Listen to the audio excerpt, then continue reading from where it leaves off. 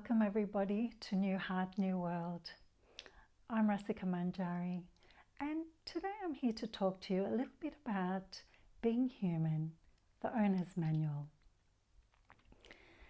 So as human beings, we have the capacity for questioning and also the capacity to receive the understandings that come from the answers to these questions. So whether these questions arise from curiosity, distress, or even wisdom, ultimately they have the potential to lead us to higher understandings and open us to new possibilities.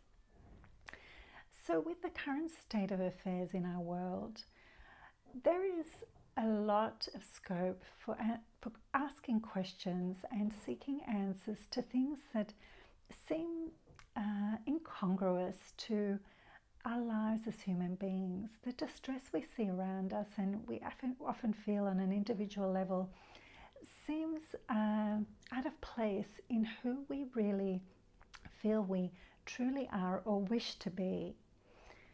So you may have heard that aphorism that we are spiritual beings having a human experience. Just as a fish is a spiritual being having a fish experience, a dog is a spiritual being having a dog experience, and so on. So everything living, breathing, growing, alive is actually a spiritual being. And we are just placed in different bodies depending on our place and our experience in the current trajectory of our incarnation. So in this way, we are different, however, as human beings from our animal friends, for example, because if we say, take a duck, for example, when a duckling hatches, it is innately programmed to follow the first thing that moves. And of course, that would be the mother duck. And thereafter, the duck leads its duck life based on instinct and an innate understanding of how to live life. And similarly, a turtle, when a turtle hatches, it has an instinct to go straight towards the water or the ocean where it lives out its life. So these things are programmed and instinctual. But as human beings, we're a little bit different in the sense that we need guidance, we need direction, and we need support to grow to our full potential. So the very fact that we need this kind of support and direction implies that there's a certain lack of knowledge at a certain level or ignorance in some way that needs to be filled, that gap needs to be filled so that we can excel and be who we truly want to be. And this, our evolved state is actually significant in that we're different to our local tree or our neighbour's cute pet dog, in that we do need this guidance. We need that an ability to access support to help us grow to our full potential, as I mentioned before. And this can apply to material endeavours. So if we want to excel at anything, for example, be an expert sportsman or musician or artist, or any material endeavour we set our minds to, if we want to excel or go forward in that endeavour, we need some kind of education and guidance. And often this comes from some kind of mentor or someone who has had experience in that field. And in this way, we grow and we evolve into our full material potential. However, we often forget that this also applies at a spiritual level. Now, this aspect of our spiritual existence, because as I mentioned before, we are spiritual beings having a human experience, as many of you may have heard, but this aspect of our spiritual existence often tends to go by the wayside and is often forgotten in the dust raised by the material endeavours that we so actively seek and the pursuits that are so elevated in status by society today. So spiritually, we tend to forget our needs, and this can be expressed in an analogy that is actually outlined in the Bhakti Yoga literature, and it is about the bird in the cage. So we're so busy polishing this golden, beautiful cage to a high shine, and busy outdoing our neighbours in terms of how beautiful and well looked after our cage looks, that we forget one little thing, and that is the bird in the cage. We forget about this little bird who is just seeking nurturance and to be fed actually what it needs to thrive and grow. In fact, this little bird, all it wants to do is fly free. So we can see the expression of this analogy of the bird in the cage by the burden of disease of humanity, particularly in the form of mental illness. And the World Health Organization informs us that mental illness, particularly depression, is one of the leading causes of a disability in the world today. So, I mean, this is actually symptomatic of actually forgetting about the bird in the cage, and we are guilty of it as a society and as a collective on our planet today, in terms of where our values have led us to polishing that cage to a high shine, but neglecting the bird in the process.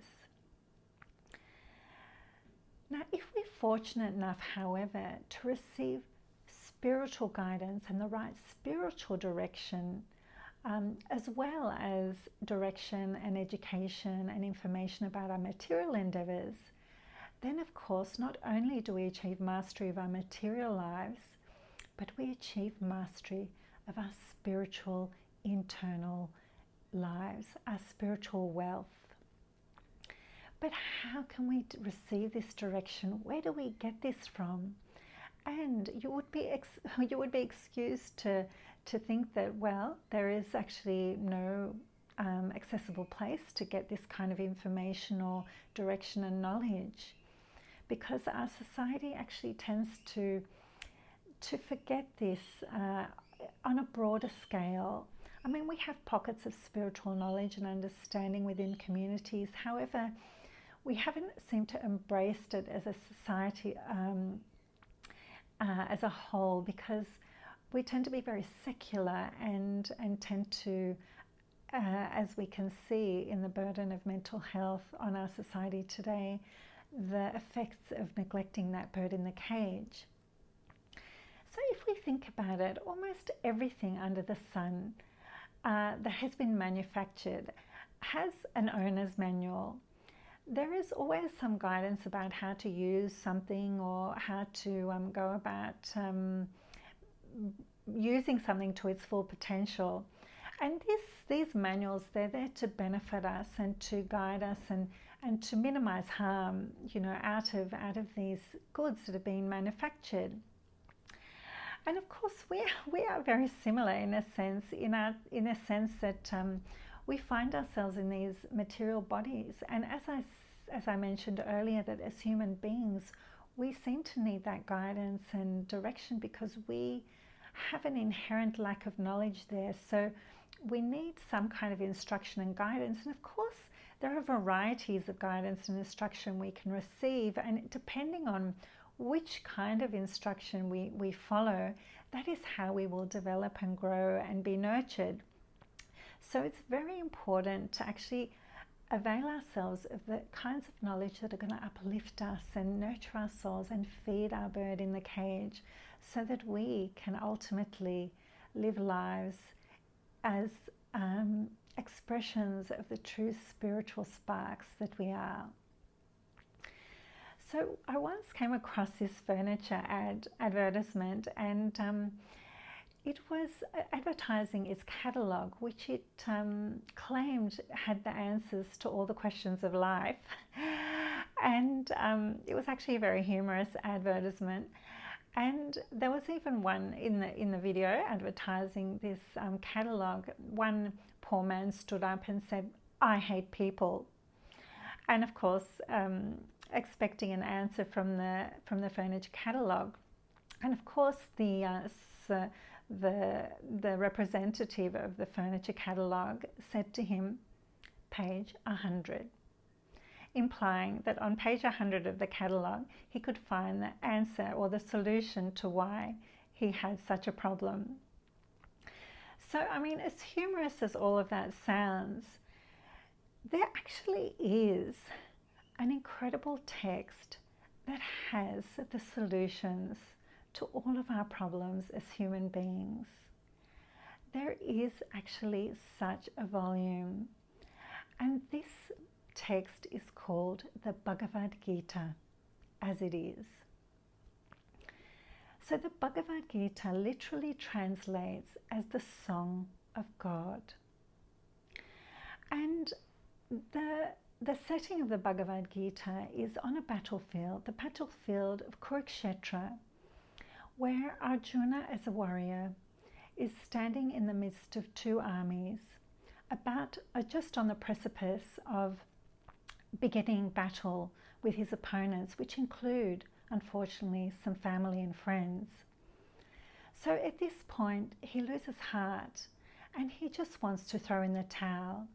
And in fact, many questions are raised in his mind, and he starts to question the purpose of his life.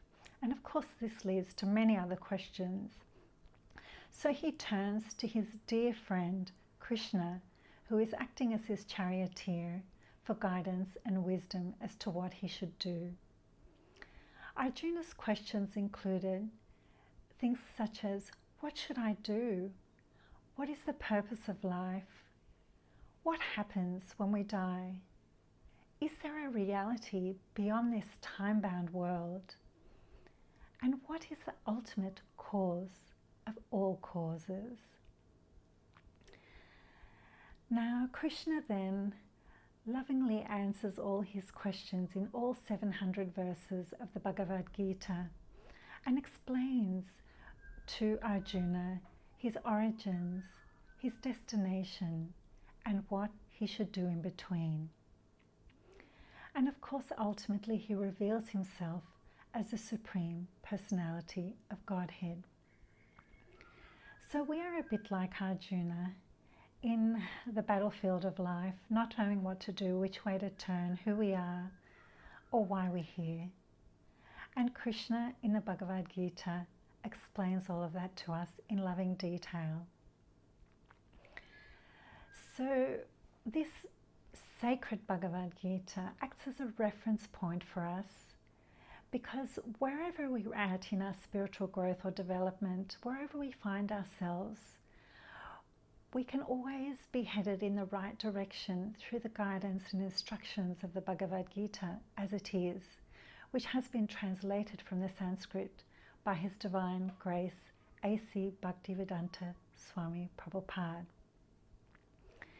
So this incredible translation can set our spiritual compass in the right direction, and thereafter we can just continue to grow and be nurtured in our spiritual lives so that our bird can be nourished and happy once again.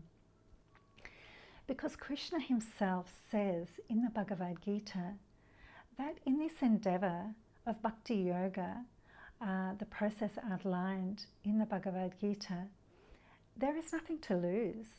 In fact, there is everything to be gained, because even a little endeavor on this path can give one great material and spiritual protection.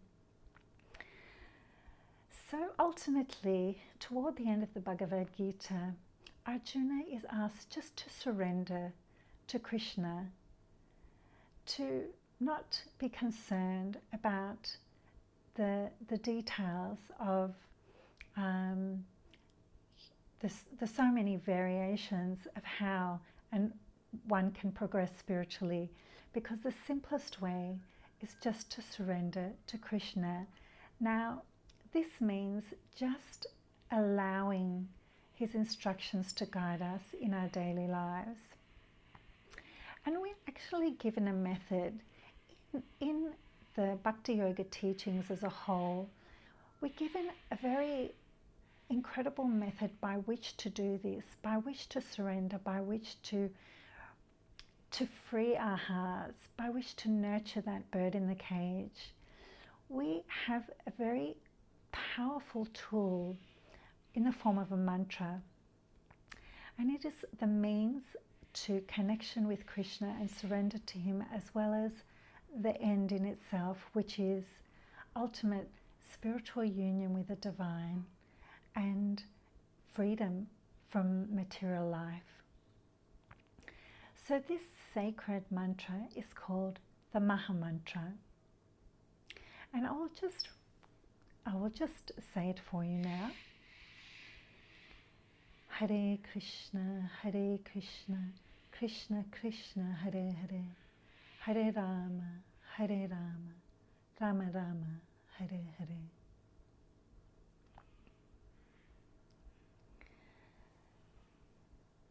So I think it was Rumi that said that there is a voice that doesn't use words. Listen. So this voice that we all have may be whispering to us all the time, or for some of us it may be shouting to us at a high pitch. So this voice of the soul, whatever its volume, however its intonation towards us, is actually the voice of the bird in the cage, the song of the bird in the cage, imploring us to give it attention, to feed it, because ultimately this Maha Mantra has the power to allow your bird to fly free. So I will be creating many more. I'm just laughing because as I speak there is a cockatoo who's just landed on my balcony there. So this beautiful bird is flying free. So I just wanted to let you know that there'll be many more videos on the practice and principles of Bhakti Yoga and how to apply it in your daily life. So please join me, and until the next video, I wish you all well. Bye for now.